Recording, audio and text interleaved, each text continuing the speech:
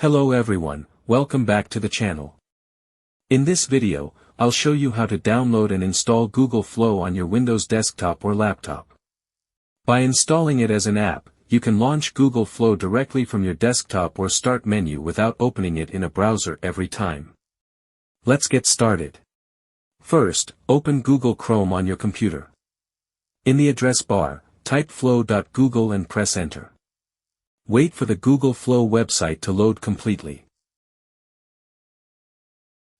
Now click the three-dot menu in the top right corner of Google Chrome. Hover your mouse over Cast, Save and Share. Then click Install Pages app. A confirmation window will appear. Rename as Google Flow and click Install. Chrome will now install Google Flow as a desktop application. Once the installation is complete, Google Flow will open automatically in its own window.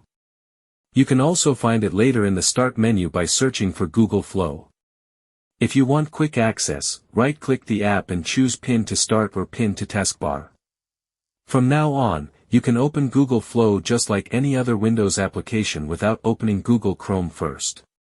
That's it. You have successfully installed Google Flow on your Windows desktop or laptop. If you found this video helpful, please like and subscribe to the channel.